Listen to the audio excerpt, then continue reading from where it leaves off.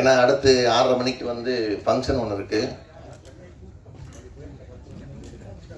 2K heart படத்தோட இசை வெளியீட்டுள்ளாருக்கு வருகை தந்துள்ள பத்திரிகையாளர்களே, தொலைக்காட்சி தோழர்களே, இணையதள நண்பர்களே, புகைப்பட கலைஞர்களே, வியாபார தொடர்பாளர்களே, அப்புறம் மக்கள் தொடர்பாளர்களே, ஒரு படத்துக்கு இத்தனை பிஆர்ஓக்கு சால்வ் போட்ட முதல் படம் இதுதான்.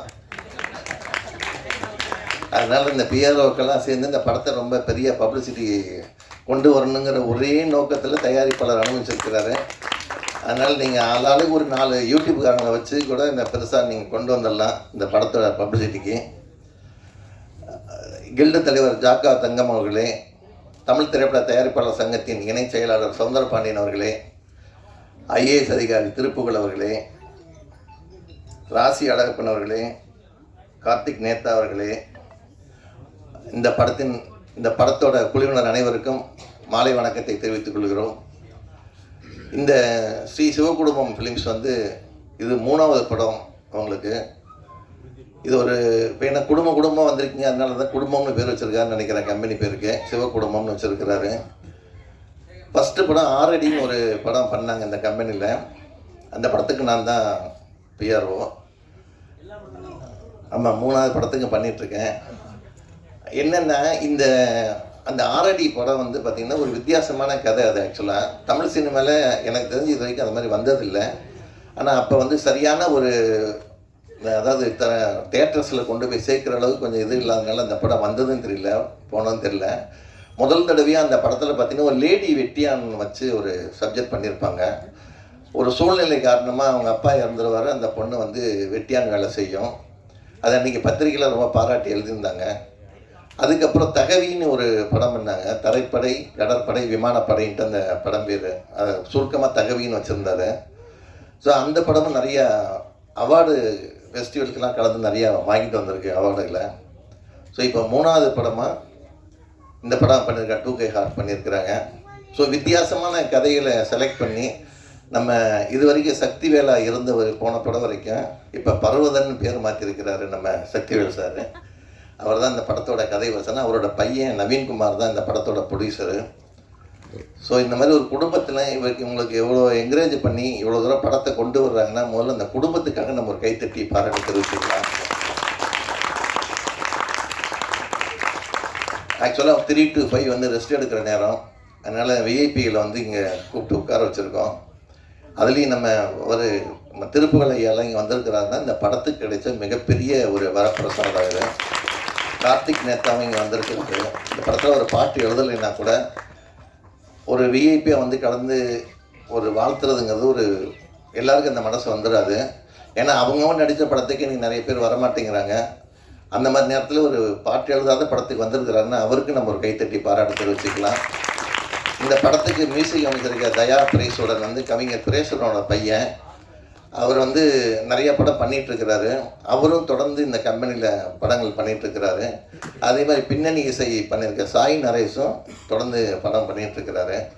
ஸோ ஒருத்தர்கிட்ட பழகிட்டால் நவீன்குமாராக இருக்கட்டும், நம்ம பர்வதன் சாராக இருக்கட்டும், அவங்கள கடைசி வரைக்கும் கூட எடுத்துகிட்டு போகிறாங்க. இது 3வது படமாக இந்த கம்பெனிக்கு சந்தோஷ்குமார் வந்து படம் டைரக்ட் பண்ணியிருக்கிறாரு. ஸோ அவருக்கும் நம்ம வந்து ஏன்னா ஒரு ப்ரொடியூசரும் ஒரு இயக்குனரும் எந்த அளவுக்கு ஒத்துமையாக இருக்கிறாங்கிறது இதுக்கு ஒரு எடுத்துக்காட்டுதில்லை. ஏன்னா பாதி படத்திலே சண்டை போட்டு பிரிஞ்சு போகிற நேரத்தில் 3வது படம் தொடர்ந்து ஒரு கம்பெனி கொடுக்குதுன்னா உண்மையாக சந்தோஷ்குமாருக்கு நம்ம ஒரு கைத்தட்டி பாராட்டு தெரிவிச்சுக்கலாம். ஏன்னா நீங்கள் கைத்தட்ட உங்களுக்கு உடம்பு வந்து புத்துணர்ச்சி இருக்கும். அது ஒரு ஆராய்ச்சியில் சொல்லியிருக்கிறாங்க. அதனால் சும்மாவே கைத்தட்டிடாதீங்க, யாராவது நல்லா பேசுனா கைத்தட்டுங்க. அதுக்கப்புறம் இந்த படம் வந்து ஒரு வாழ்வியல் முறையில் வந்து ரொம்ப வித்தியாசமாக திங்க் பண்ணியிருக்காங்க. நிறைய ஆர்டிஸ்ட் நடிச்சிருந்தா, கமர்ஷியல் ஹீரோக்களோ இல்லை கமர்ஷியல் ஆர்டிஸ்டோ நடிச்சிருந்தா இது மிகப்பெரிய ஒரு வெற்றி படமாக வரும். ஆனால் இப்போவும் வெற்றி படமாக கொண்டு வர்றது மீடியாக்கள்கிட்ட தான் இருக்குது. ஏன்னா இன்றைக்கி வந்து 2000க்கு அப்புறம் பிறந்தவங்க, 60க்கு முன்னாடி பிறந்தவங்க தான் எல்லா வாழ்க்கையும் அனுபவிச்சவங்களா மாதிரி 60லேருந்து 80க்குள்ளே பிறந்தவங்க வந்து எல்லாத்தையும் பார்க்குறாங்க. ரேடியோவில் பாட்டு கேட்டவன் இன்றைக்கி டிவி, செல்ஃபோன் வரைக்கும் இமெயில் எல்லாமே பார்க்குறாங்க. அவங்க அப்பா அம்மா கூட வாழ்ந்தாங்க, அவங்க வாரிசு கூட வாழ்ந்தாங்க, இப்போ அவங்க பேரம்பேத்தி கூட வாழ்ந்துட்டுருக்குறாங்க. ஸோ அந்த மாதிரி ஒரு காலகட்டத்தில் 2000க்கு அப்புறம் பிறந்தவங்கலாம் இன்றைக்கி எப்படி வாழ்வியல் முறையில் இருக்கிறாங்க அப்படிங்கிறத நம்ம தொகுப்பாளர் நீங்கள் காயத்ரி பேசும்போது சூரிய உதயத்தையே பார்க்காதவங்க இன்றைக்கி யங்ஸ்டர் நிறைய பேர் இருக்கிறாங்க. ஆக்சுவலாக ஒரு ஆராய்ச்சியில் வந்து சூரிய ஒளி உடம்புல பட்டால் நல்லது, அது விட்டமின் இருக்குதுன்னு சொல்லி இன்றைக்கி கண்டுபிடிச்சி சொல்லிட்டு இருக்கிறாங்க. அதனால தான் நோய்கள் நிறையா வருதுன்னு சொல்கிறாங்க. இது ஒரு பக்கம் இருந்தாலும் விட்டு கொடுக்குற மனப்பான்மை இல்லாமல் போயிடுச்சு இன்றைக்கி குடும்பத்துக்குள்ளே. விட்டு கொடுத்தவன் கெட்டு போனதில்லைன்னு பழமொழி உண்டு. அந்த மாதிரி விஷயத்தை கையில் எடுத்துக்கிட்டு எப்படிலாம் வந்து இன்றைக்கி யங்ஸ்டர் வந்து ஒரு ஈகோவால் போகிறாங்களா, இல்லை வந்து தானுங்கிற அகங்காரத்தில் இருக்கிறாங்களா, விட்டு கொடுக்காம போகிறதுனால என்னென்ன நடக்குது அப்படிங்கிறதெல்லாம் வந்து ஒரு சுவைப்பட இதை சொல்லியிருக்கிறாங்க. சொல்ல வந்த விஷயம் நல்ல விஷயம். ஆனால் ஆர்டிஸ்ட்லாம் வந்து புதுமுகமாக இருக்கிறதுனால இதை இன்னும் கொஞ்சம் நம்ம மேம்படுத்தி கொண்டு போய் மக்கள்கிட்ட சேர்க்குற கடமையை ஒரு சேலஞ்சாக எடுத்து நீங்கள் கொண்டு போங்க. நான் ஏற்கனவே சொல்லியிருக்கேன், வருஷத்தில் 250 படம் ரிலீஸ் ஆகுது. அதில் 25 படங்கள் தான் ஆர்டிஸ்ட் படங்கள், கமர்ஷியல் டைரக்டர் படம் இல்லை கம்பெனி படங்களாக இருக்கும். மீதி 225 படங்கள் நல்ல கதை அம்சத்தோடு உருவாகிற படங்கள் தான். அந்த படங்கள் தான் நீங்கள் சேலஞ்சபிளாக கொண்டு போகணும். பெரிய ஆர்டிஸ்ட்டுக்கு வந்து நீங்கள் வந்து கொண்டு போன அவசியம் இல்லை, அவங்க ரசிகர்கள் கொண்டு போய் சேர்த்துருவாங்க. ஸோ இந்த மாதிரி படங்களை நீங்கள் என்கரேஜ் பண்ணி 2K ஹார்ட் மாதிரி படங்களை நல்ல சிறப்பாக ஓட வைக்கிறதுக்கு உங்கள்கிட்ட இருக்குது. நீங்கள் ஏதோ ஒரு சேலஞ்சாக எடுத்து பண்ணுங்கள். சமீபத்தில் கூட வந்து இந்த மாதிரி படங்களுக்கு முதல்ல தியேட்டரில் போய் கமெண்ட் எடுத்துகிட்டு போகிறதா நம்ம பண்ணிகிட்டு இருந்தோம். இப்போ கொஞ்ச நாளாக திரையரங்க உரிமையாளர்லாம் சர்க்குலர் அனுப்பிச்சதுனால தியேட்டருக்குள்ளே கேமரா அலோவ் பண்ணலன்ட்டு நேற்று முந்தானத்தில் கொஞ்சம் பிரச்சனை ஆகிப்போச்சு. ஸோ அதெல்லாம் பேசி சரி பண்ணலாம். ஏன்னா வந்து நீங்கள் தேட்டர் காம்பவுண்டுக்குள்ளே போகிறது, ஏன்னா இப்போ நீங்கள் நல்ல எண்ணத்தோடு செய்கிற விஷயங்கள் சில பேர் அடுத்த படத்தையும் கெடுக்கிற மாதிரி சில பண்ணிகிட்ருக்குறாங்க. அந்த மாதிரி சூழ்நிலைலாம் வரக்கூடாது. இந்த படம் நல்ல ஒரு கருத்துள்ள படம். நீங்கள் ஆர்டிஸ்ட் புதுசுங்கிறத மட்டும் மைண்டில் வச்சுக்கிட்டு ஒதுக்கிறாம ஏதாவது படம் பாருங்கள். மிக விரைவில் ரிலீஸ் ஆக போகுது. அந்த படத்தில் ஏதாவது உங்களுக்கு குறைகள் இருந்தது, சரியாக இல்லைன்னா அதை டைரக்டர்கிட்ட கதைவசனகர்த்தாக்கிட்டே காதுக்குள்ளே வந்து சொல்லுங்கள். நல்ல நிறைவான விஷயங்களை உங்களை யூடியூப்லேயோ பேப்பர்லேயும் சேனல்லையும் போட்டு படத்தை மிகப்பெரிய படமாக்க வேண்டியது ஒரு கடமையாக நினச்சி செய்யுங்க. இந்த சினிமா நல்லா இருந்தால் தான் நீங்களும் நல்லா இருப்பீங்க, சினிமாக்காரங்களும் நல்லா இருப்போம்னு சொல்லி இந்த விழாவுக்கு வருகை தந்த அனைவரையும் மீண்டும் ஒரு முறை வருக வருக என்ற வரவேற்று விடைபெறும். நன்றி, வணக்கம்.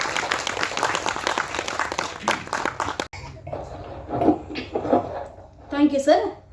அடுத்ததான் மையத்தில் உதித்தவர், பத்திரிகையாளராய் வலம் வந்தவர், இயக்குனராய், தயாரிப்பாளராய், இலக்கியவாதியாய், டிவியில் விமர்சகராய் பவனி வரும் திரு ராசி அழகப்பன் அவர்களை பேச அழைக்கிறோம். நான் தாயின் வயிற்றில் உதித்தவன் சொல்லணும்ல. எனக்கு இந்த நேரம் பயமாக இருக்குது. போடுற துண்டு பூரா வேறு மாதிரி கலர் இருக்குது. நான் அந்த கலருக்கு நமக்கு சம்மந்தமே கிடையாது. நான் தேசிய கொடியில் மட்டும்தான் அந்த கலரை நம்ம நேசித்தேன். மற்ற இடங்கள்லாம் அதை நான் உண்மையிலே எனக்கு அதுக்கு சம்மந்தம் இல்லைங்க. நான் அரசியலில் பேசக்கூடாது. இருந்தாலும் என்னை கைப்பிடித்து நாவில் தவழ்ந்து இன்றும் வாழ வைத்து கொண்டிருக்கிற என் தமிழ் மொழிக்கு முதல் வணக்கம். இதோடு மனதில் தாங்கி எழுதுகிற எழுத்தாளர்களுக்கும் ஊடக நண்பர்களுக்கும் என்றும் மொழியும் இதயமும் ஒன்றாக நினைக்கிற எல்லா பெருந்தகைகளுக்கும் முதலில் நான் வணக்கத்தை செலுத்திக்கிறேன். மேடையில் இருக்கக்கூடிய ஜாக்குவார்த்தங்கள் தொடங்கி திருப்புகழையா தொடங்கி சௌந்தரையா தொடங்கி கவிஞர் நேதா தொடங்கி யாப்பாராசா தொடங்கி பார்த்திங்கன்னா இந்த பக்கம் சேது மாதவன், இந்த பக்கம் வந்து வாழ்நாளெல்லாம் 40 ஆண்டு காலம் பாரதியாருடைய புகழை கல்லூரி பள்ளிகளில் செய்வது தான் என் முதல் வேலையை சொல்லிக் கொண்டிருக்கிற நம்முடைய மரியாதைக்குரிய நம்முடைய உதயம் ராம் அவர்கள், இப்படி பின்னாடி இருக்கிறவங்க, ஒரு மகன் தயாரித்து ஒரு தந்தை அவரை நம்பி கதைவசனம் எழுதி ஒரு குடும்பமும் நீங்கள் எழுதுங்கள் என்று சொல்லி ஒரு திரைப்படத்தை உருவாக்கியது என்று சொன்னால் எனக்கு பெரிய ஆச்சரியம். இதெல்லாம் நம்புறதுக்கு தயாராக இல்லை. ஆனால் நீங்கள் எந்த ஊர் என்று சேலம். நாங்கள் அப்புறம் என்னங்க, தமிழ் திரைப்பட உலகத்தில் சேலம் தான் மாடர்ன் தியேட்டர்ஸ் தான் ஆரம்பிச்ச ஊர்ல இன்னைக்கு வந்து வெறும் கட்டணம் கூட இல்லை, முகப்பு தான் இருக்குது. காலம் எங்கே மாறி இருக்கிறது? 100 ஆண்டு காலம் தமிழ் சினிமா போய் இப்போ கையில ஒரு பெரிய செல் எடுத்துட்டு வந்து தொழில்நுட்பமும் அறிவும் இருந்தால் படம் பண்ணிடலாம். படம் பண்ணுறதுக்கு மிகப்பெரிய பட்ஜெட். ஒரு கதாநாயகன் கேட்குறான், என்னையா சம்பளம்? சார் நாங்கள் லட்சங்கள்லாம் தாண்டி லட்சியங்களையும் தாண்டி கோடிகளில் மிதக்கிற சார்ந்த கோடிகளில் கதாநாயகர்கள் சம்பாதிக்கிறார்கள், கோடிகளில் தயாரிப்பாளர்கள் கொட்டுகிறார்கள், அதை விளம்பரம் செய்வதற்காக கோடியாக செலவு பண்ணி செய்கிறார்கள். போய் பார்த்தா 3வது நாள் ஆளே காணும். நீங்கள் சொல்கிறீங்க தேட்டரில் போய் சார் நீங்கள் பேசுகிறீங்க, சில படங்களுக்கு தேட்டரில் சொன்னாலும் வரதில்லை, முதல்ல பேசுறதுக்கே எங்களுக்கு வரதில்லை. திரைப்படம் ஆரம்பித்தது வந்து ஒரு எழுத்தில் தான், ஒரு சின்ன சொல் தான். திரைப்படத்திற்கு முதலீடு என்பது சிந்தனை தான். இப்போதான் எல்லாம் மாறிடுச்சு. ஆரம்பத்தில் இலக்கியவாதிகள், நல்ல சமூகத்தில் பற்று கொண்டவர்கள், அவங்க நம்ம படம் பார்த்து இந்த நாடு மாற வேண்டும் என்று, வாழ்நாளெல்லாம் மாற வேண்டும் என்று சொல்லி உள்ள அவர்கள் திரைப்பட உலகத்துக்கு நுழையாங்க. பாரதிதாசன் அப்படித்தான் போனார். அன்பேங்கிற வார்த்தை அவர் தான் திரைப்படத்தில் விதைத்தார். அது முள்ள நாதா, சகியே, தமிழ் வார்த்தையே கிடையாது. பாரதிதாசன் போனார், பேரறிஞர் அண்ணா போனார், கலைஞர் போனார், முரசொலி மாறன் போனார். இப்படி சமூகம் மாற வேண்டும் என்று நினைக்கிற எழுத்தாளர்கள் மட்டும்தான் இந்த திரைப்படத்தை கையில் பிடிச்சாங்க. இன்னைக்கு யாரெல்லாம் பிடிக்கிறாங்க நான் சொல்லக்கூடாது. ஆட்சிக்கு போகணுங்கிறதுக்காக சமூகத்தில் ஒரு தெருவோட நடக்காம, ஒரு நாளும் நம்முடைய கதவை தாண்டி வந்த அந்த வேலைக்காரனையும் பார்த்து பேசாம, உச்சபட்சத்தில் இருக்கிறவர்களெல்லாம் இப்போ திடீர்னு என்ன வராங்க, சமூகத்தின் மேல் அக்கறை கொண்டு நான் ஆட்சி செய்ய வேண்டும் வருகிறார்கள். வர்றது தப்பு இல்லை, நான் வர்றது தப்பு இல்லை. ஆனால் அப்பொழுது இருந்தவர்கள் அப்படி இல்லை. ஞாபகப்படுத்துறேன், நீ யாருக்காக பயன்பட போகிறாயோ அவனிடம் சேராமல், அவனிடம் பேசாமல், அவன் பார்ப்பதற்கு பெரிய ஆட்களை எல்லாம் திரட்டிக் கொண்டு தாண்டி வந்து பார்க்க வேண்டிய அவசியம் இல்லை. ஒரு சமூகத்தில் பயன்பட வேண்டும் என்று சொல்கிறவன் தான் திரைப்படத்தில் எழுத ஆரம்பித்தான். கதை எழுதினான், பாட்டு எழுதினான். பட்டுக்கோட்டை கல்யாண சுந்தரம் வந்து மனுஷன் சாப்பிடுறாண்டா தம்பி பயலே, அதுக்கப்புறம் வேறு வார்த்தை சொல்றதுக்கு ஆள் இருக்கா? தூங்காதே தம்பி தூங்காதே ஆள் இருக்கா?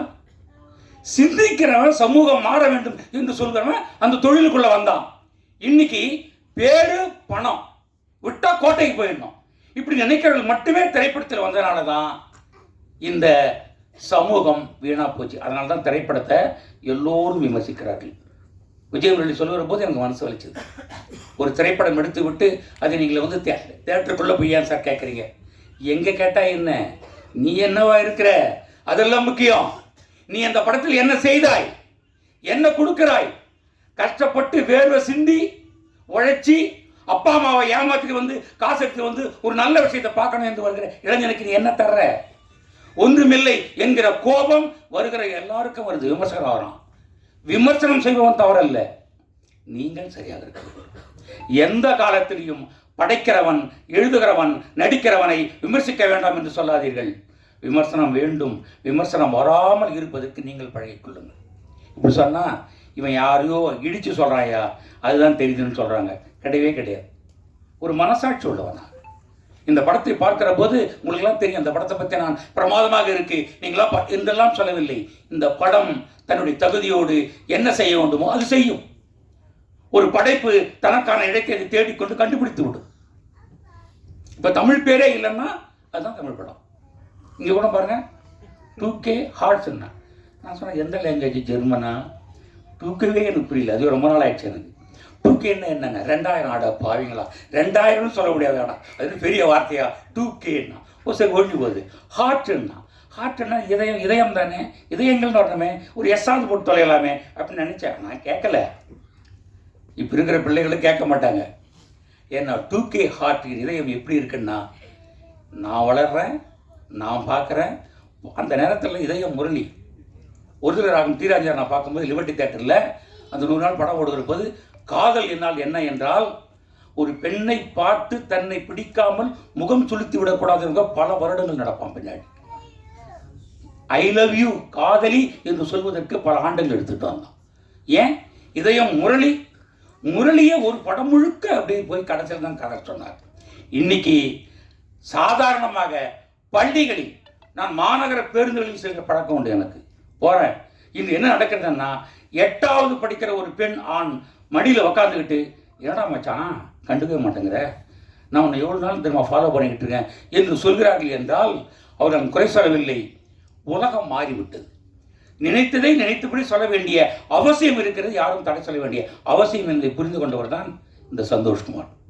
சந்தோஷ்குமார், உங்கள் மனசு என்ன இல்லை, என்ன எனக்கு பேத்தி இருக்கா, நியூயார்க்கில் 2 பொண்ணு படிச்சுக்கிட்டு இருக்காங்க. என் பையன் வந்து நியூயார்க்கில் ஒரு மென்பொருள் தொழில்நுட்ப வல்லுநராக பணியாற்றி கொண்டிருக்கிறான். ஆனால் உங்கள் இதயம் எனக்கு புரியும். நான் யாருக்காக எடுக்கிறேன்ங்கிற தெளிவு இருக்கிறது. நான்லாம் பூமர், பழைய ஆள். என்ன ஒரு ஆளுங்கெல்லாம் பேசவே சொல்லக்கூடாது, நகர்ந்து நில்லுன்னு சொன்னோம். இதை பார்க்கிறவனுக்கு வேண்டிய கருத்தை இந்த இளைஞர்கள் என்ன நினைக்கிறார்கள், நாங்கள் என்ன நினைக்கிறோம், அதன்படி வாழ்கிறோம் என்கிற ஒரு இடம் இருக்கு பாருங்க, துடிக்கிற இடம் இருக்கு பாருங்க. பார்த்தா ஐ லவ்னு சொல்லு, நல்லா இருக்குன்னு நல்லா இல்லைன்னு சொல்லு. ஒரு பொண்ணு கல்லூரிக்கு போகிற போது இன்னொரு பொண்ணுகிட்ட வந்து வருத்தப்பட்டான்.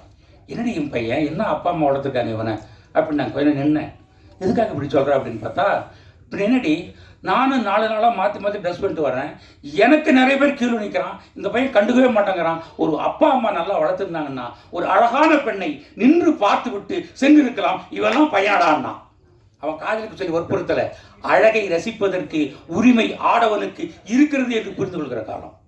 நான் உன்னை லவ் பண்ணி வாடான்னு கூப்பிடல, நேசிக்க கற்றுக்க, பார்த்தா பாராட்டு பத்துக்க, பிடிக்குதுன்னு சொல்லு. அது கூட மேலே போச்சு, 2 பேரும் வாழ்ந்துட்டு அப்புறம் பிரிஞ்சிடலான்றான். உலகத்திலேயே எனக்கு தெரியவே இல்லைங்க, நான் அந்த ராமன் சொல்கிறக்கெல்லாம் முடிஞ்சு போச்சு. சந்தோஷ்குமார் தான் சினிமா கரெக்டு. அவர் சொல்கிறாரு, சேது மாதம் சொல்கிறாரு, எழுத பாருங்க, இன்னைக்கு இந்த காம்படிட்டிவ் எக்ஸாமுக்கு தான் வந்து ஏஜ் லிமிட் இருக்குது, காம்ப்ளிகேஷனுக்கு இந்த காதலுக்கு ஏஜ் இல்லைன்றது. இந்த காதல் வந்து காம்ப்ளிகேஷனே கிடையாது. ராமன் வந்து நடந்து வரான் ரோட்டில், மேலே இருந்து மாடியில் சீதை இருக்கா, 2 பேரும் பார்த்தாங்க, டச்சிங் பார்வை பார்த்தது 2 பேரும் காதல் செஞ்சாங்க. ராமாயணத்திலேயே காதல் தாங்க முதலிடம். அதைத்தான் 2K கிட்ஸுங்க பண்ணுறாங்க என்று சந்தோஷ்குமார் சொல்கிறார். அதனாலேயே இந்த படம் சரியான குறியீடு, சரியான அந்த பார்க்க வேண்டிய மனிதர்களுடைய நுட்பமான அந்த கருத்தியல் உணர்வோடு இந்த படம் வந்திருக்கிறது.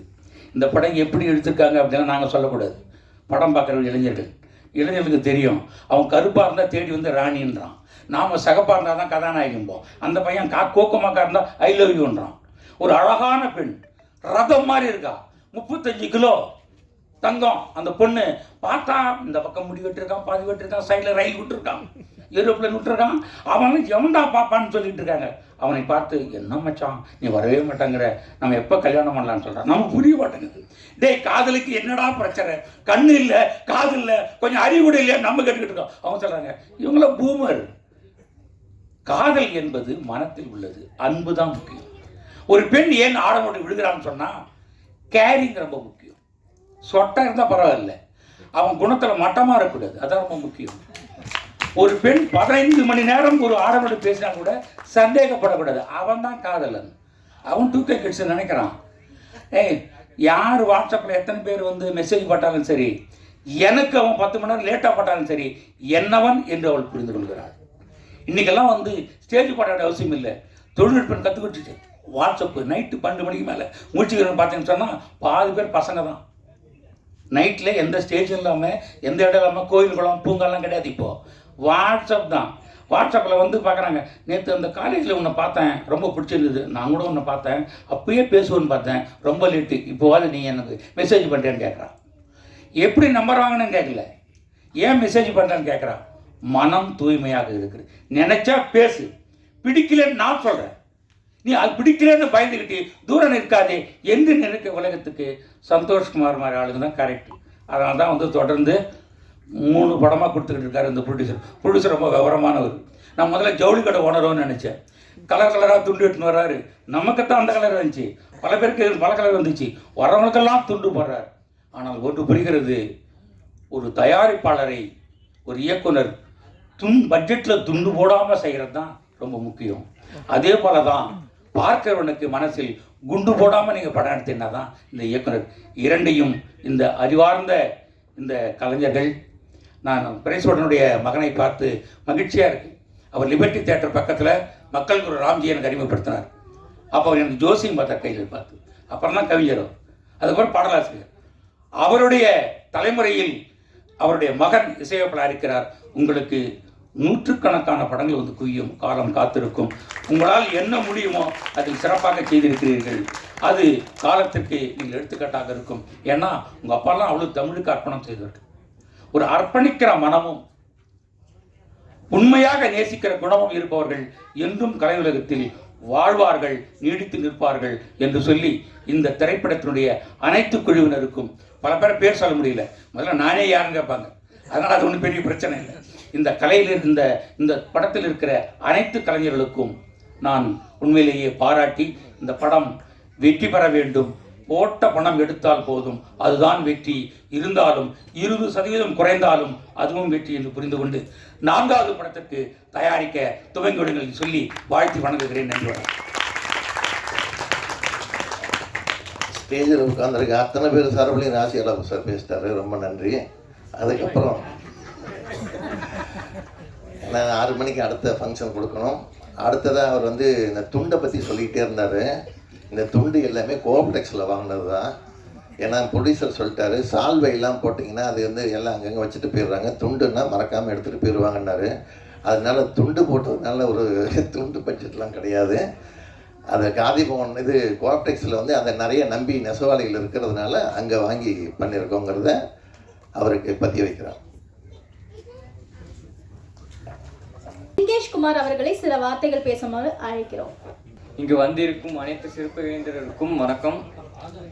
இதுதான் என்னோட ஃபஸ்ட்டு படம். நான் எதிர்பார்க்கல இப்போ இந்த ஸ்டேஜில் வந்து நிற்பேன்னு.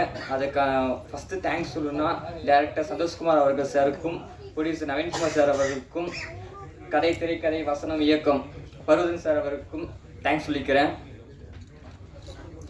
இந்த படம் ஃபுல் அண்ட் ஃபுல் காமெடியாக வந்திருக்கு. நீங்கள் கண்டிப்பாக என்ஜாய் பண்ணலாம். அவங்க மென்டல் ப்ரெஷர் எல்லாமே இதாயிரும்.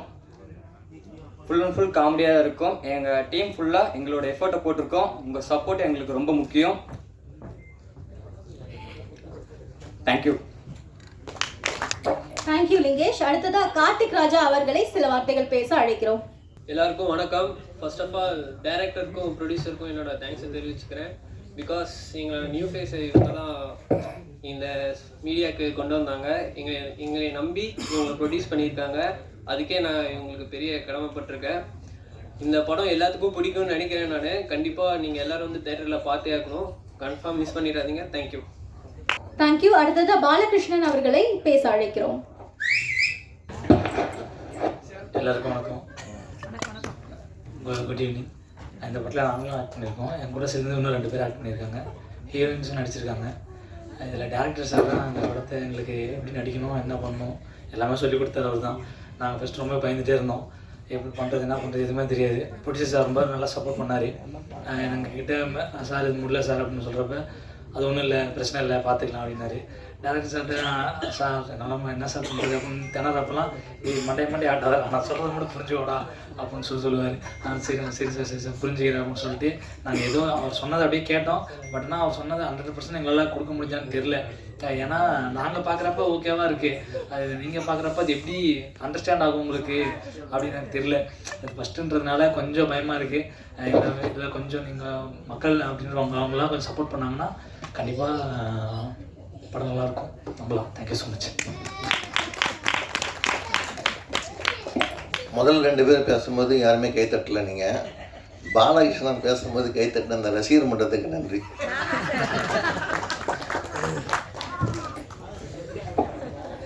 அடுத்தபடியாக பின்னணி பாடகி டேசி என்சோன் அவர்களை சில வார்த்தைகள் பேச அழைக்கிறோம். ஆக்சுவலி குட் ஈவினிங், அனைவருக்கும் வணக்கம். ஸோ 2K ஹார்ட் அப்படின்ற படத்தில் நான் வந்து மேகம் நம்மை தொட்டு போகும் அப்படின்ற சாங் பாடியிருக்கேன். அண்ட் அந்த சாங் ரெக்கார்டிங் அப்போ தான் நான் பார்த்தேன், ப்ரொடியூசர் சார் வந்திருந்தாங்க.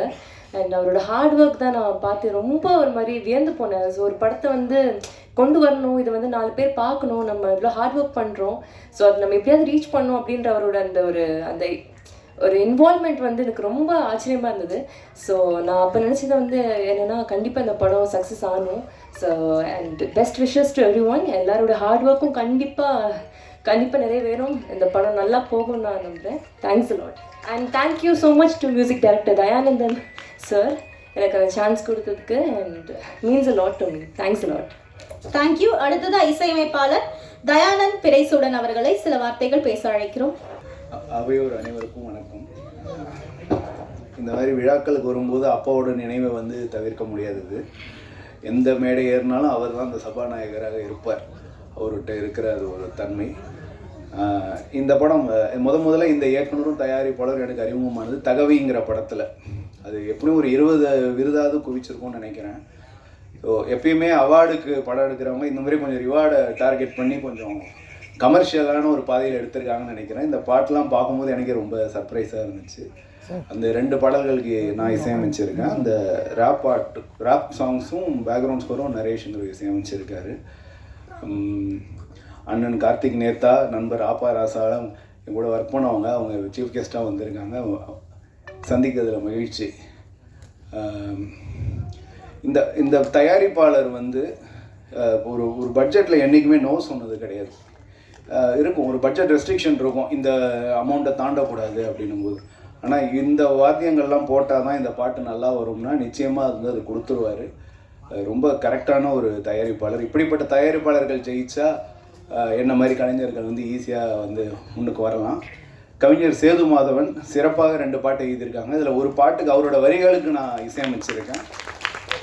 இன்னொரு பாட்டுக்கு மெட்டுக்கு சூப்பராக யூத்ஃபுல்லாக அவர் பார்க்க எப்படி இருக்காரு, ஆனால் ரொம்ப யூஸ்ஃபுல்லான வேர்ட்ஸ் எல்லாம் வந்து கொடுத்தாரு.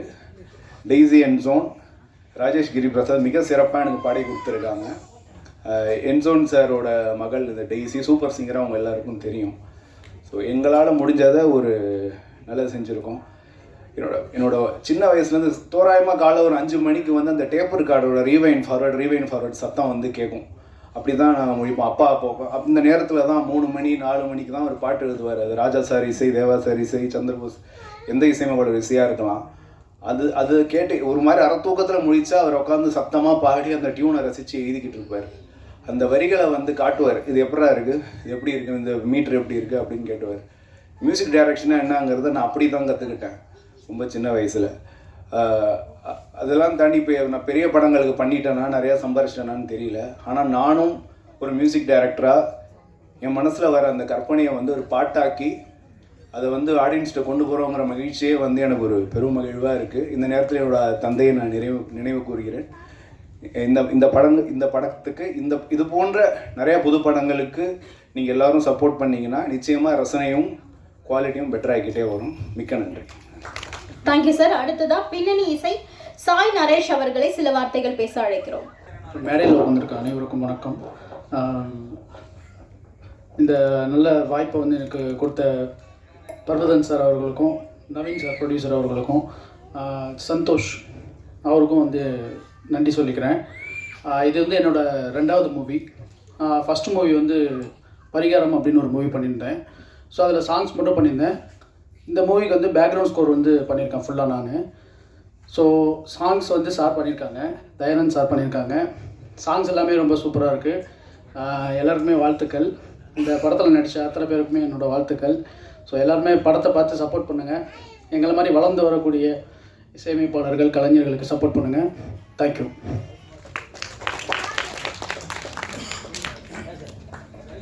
இந்த 2 மியூசிக் டைரக்டருமே ஒருத்தர் வாழ்த்திக்கிறாங்க.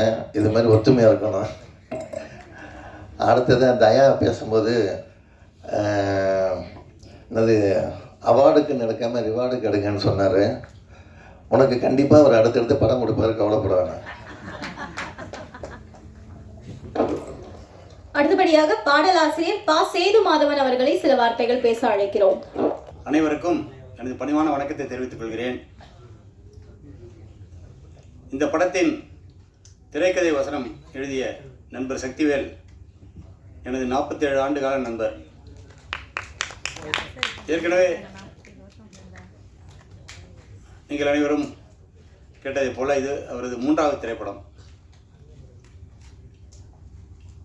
இந்த மாதிரி இந்த படத்துக்கான இசை வெளியீடு இந்த மாதிரி இந்த தேதியில் வச்சுருக்கேன். PRO அவர்கள் திரைத்துறையை சார்ந்தவர்களை வந்து சிறப்பு அழைப்பாளர்களாக அழைப்பார். அதே மாதிரி உனக்கு தெரிஞ்சவங்க இருந்தாங்கன்னா விஐபிஸ் இருந்தால் நீங்களும் வந்து சிறப்பு விருந்தினர்களாக அழைக்கலாம் அப்படின்னு சொன்னப்போ உடனடியாக என் நினைவுக்கு வந்தவங்க 3 பேர். முதல்ல நண்பர் திருப்புகழ் IAS. ஏன்னா அவர் என்னுடைய 40 ஆண்டுகால நண்பர். அதோடு இல்லாமல் அவர் வந்து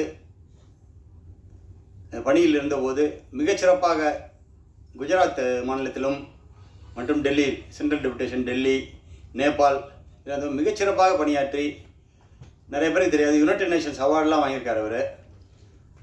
அதுபோல் பணி ஓய்வுக்கு பிறகும் தமிழ்நாடு அரசு அவருடைய அதாவது இன்னொரு செய்தி, மோடிஜி அவர்கள் அவருடைய திறமையை பார்த்து அவரை ஆஸ்திரேலியாவுக்கு அனுப்பி டிசாஸ்டர் மேனேஜ்மெண்ட் பேரிடர் மேலாண்மையிலே வந்து முனைவர் பட்டம் ஆய்வுக்காக அனுப்பினார்.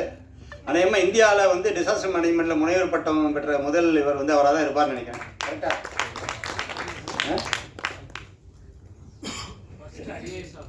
ஃபர்ஸ்ட் ஐஏஎஸ் ஆஃபீஸர், முதல் ஐஏஎஸ் ஆஃபீஸர். அதோடு இல்லாமல் ஏற்கனவே சொன்ன மாதிரி என்னோட 40 ஆண்டுகால நண்பர். அதோட உதயராம் சார் கேட்டார், எப்படி இந்த மாதிரி ஒரு திரை இதுக்கெல்லாம் அவர் வரமாட்டார், எப்படி வராரு அப்படின்னு சொல்லி. இல்லை சார், என்னுடைய நண்பர், அதனால் என்னோட அழைப்பு ஏற்ற வருவார், என்னோட நட்புக்காக வருவார். அதோடு இல்லாமல் அவர் வந்து அந்த ஆர்ட் அப்ரிசியேஷன் சொல்லுவாங்கள்ல, அதே மாதிரி ஒரு கலா ரசிகர். அவர் சினி ஃபோரம் அந்த அமைப்பெல்லாம் திருச்சி அவர் பணியாற்றிருந்தார் ஒரு காலத்தில். அப்போ வந்து சினி ஃபோரம் அமைப்பில் இருந்து வந்து நான் அவரெல்லாம் பார்த்திங்கன்னா நிறைய திரைப்படங்கள்லாம் பார்த்துருக்கோம். ஸோ அதனால் என்னோடய அழைப்பை ஏற்று உடனே ஒப்புதல் கொடுத்தாரு. ரொம்ப பெருமைப்படுத்தினார். அதுக்கு அவர் நன்றி தெரிவித்துக் கொள்கிறேன்.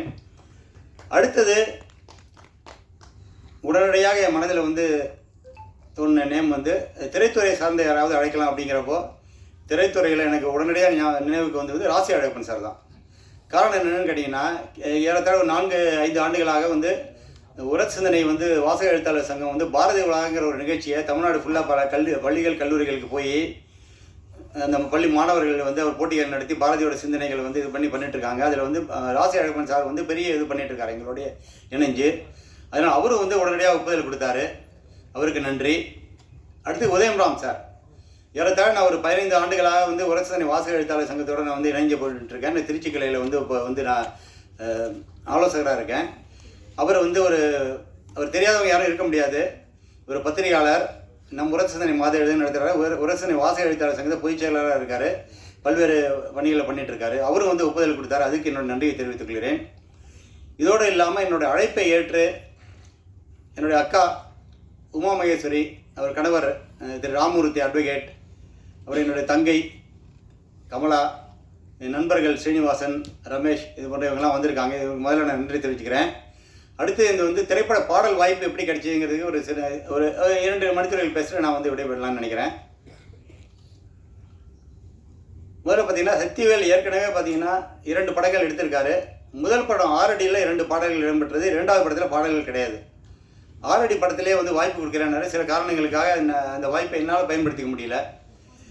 இந்த திரைப்படத்துக்கு என்ன சொன்னார், கண்டிப்பாக வந்து நீ தான் பாடல் எழுதணும் அப்படின்னு சொல்லி சொன்னப்போ முதல் பாடல், அதாவது இந்த காம்படிட்டிவ் எக்ஸாம்ங்கிற ஒரு பாட்டு கேட்டிருப்பாரு.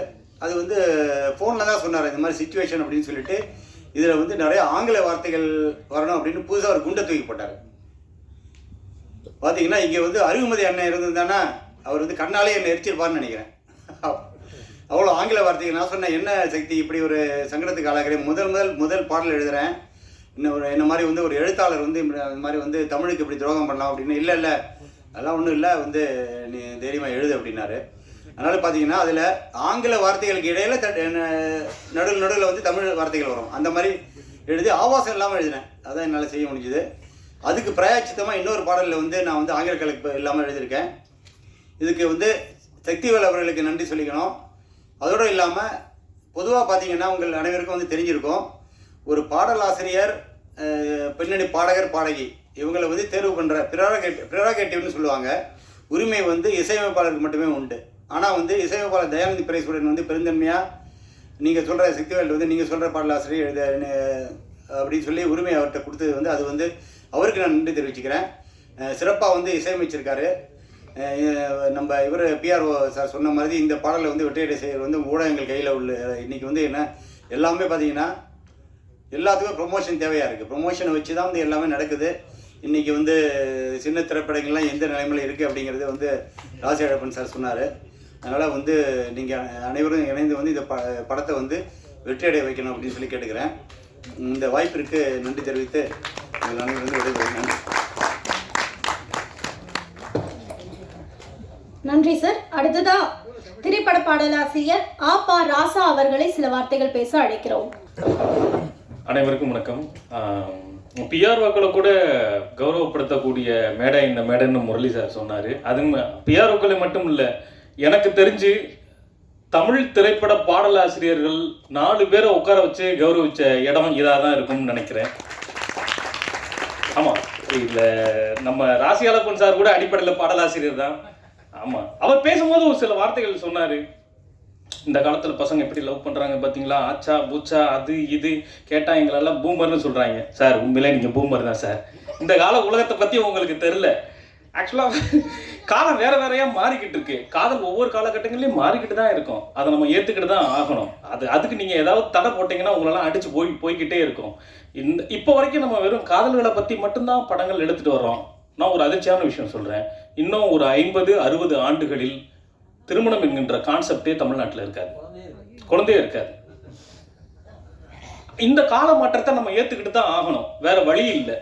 ஸோ இப்போ இந்த படத்தை சொல்லும் போது சார் சொன்னாரா, அடுத்தடுத்து வரக்கூடிய படங்கள் காதல் பற்றி மட்டும் இல்லை, திருமணம் பற்றியான உறவுகளை பேசக்கூடியதான் இருக்கும்.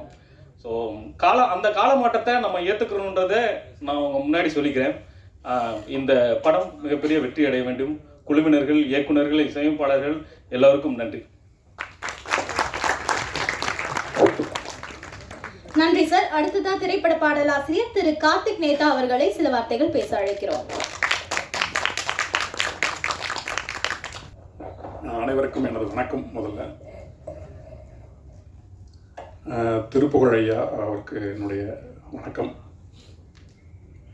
அப்படியே இறையன்பு அவர்களுடைய முகம், அந்த கனிவு. அதன் பிறகு சேதுமாதவன் ஐயா. சேதுமாதவன் ஐயா வந்து நானும் சேலத்துக்காரன் தான். என்னுடைய பள்ளி இயற்பியல் ஆசிரியருடைய கல்லூரி தோழர் அவர். எனக்கு அது இப்போ தான் தெரியும். மணிசேகர் அவர் எனக்கு துபாயிலேருந்து அழைச்சி சொன்னார், இந்த மாதிரி இந்த விழாவில் நீயும் கலந்துக்கிற. சேதுமாதவன் வந்து என்னுடைய கல்லூரி நண்பன், என்னுடைய சார்பாக அவருக்கு ஒரு சால்வை ஒன்று போடணும் அப்படின்னு சொல்லி கேட்டுறாரு. நான் முதல்ல அந்த சால்வையை போட்டுடுறேன். ஆசிரியருக்கு படிக்கும்போது நான் நல்ல பையன் இல்லை, இது ஒன்றையாவது நான் செஞ்சிடலான்னு நினைக்கிறேன். இப்போ முயற்சி பண்ணிகிட்டு இருக்கேங்கண்ணா.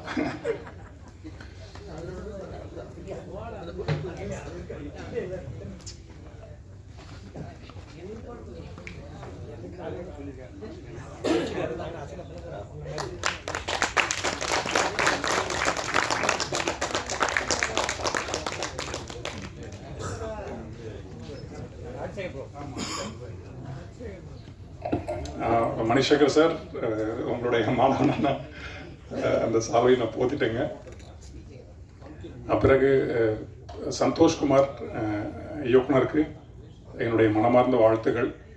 ஒரு திரை ரசிகனாக, திரைத்துறையில் பாடலாசிரியனாக, தொடர்ந்து கவிதைகள் எழுதக்கூடிய கவிஞனாக எனக்கு என்னுடைய மனமார்ந்த வாழ்த்துக்கள் உங்களுக்கு, இந்த ஒட்டுமொத்த குழுவுக்குமே. அந்த 2K ஹார்ட் 2K நேற்று கூட 2K லவ் ஸ்டோரி படம் வெளியாக இருக்குது. அந்த படத்தில் பாடல்கள்லாம் நான் தான் எழுதியிருக்கேன்.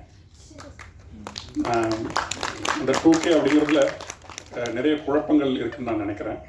அது ஏதோ அது வருடங்களில் நிறைய குழப்பங்கள் இருக்குது. நீங்கள் எங்கே போய் நம்ம தேடி பார்த்தாலுமே அந்த குழப்பங்கள் நிறைய இருக்குது.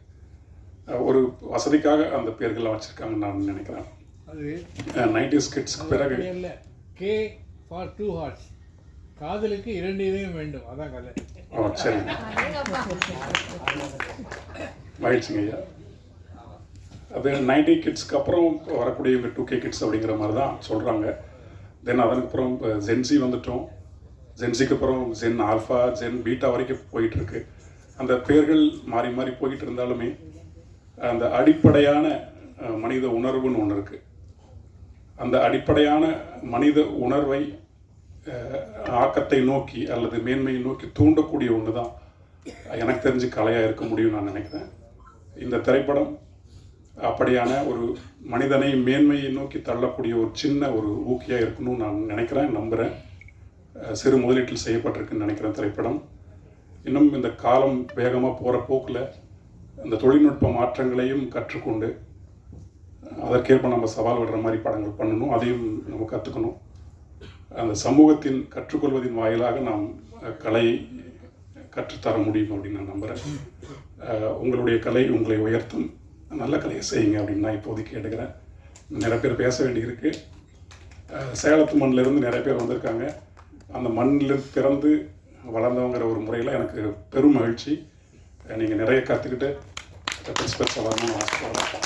தயானம் தோழருக்கு பெரியசுண்ணாவோட நிறைமுறை அவனை பார்த்துருக்கேன். ஆனால் அவங்க சித்தப்பா மதி ஒளிப்பதிவாளர், அவருடைய நம்ம படங்கள் நான் வேலை செஞ்சுருக்கேன்.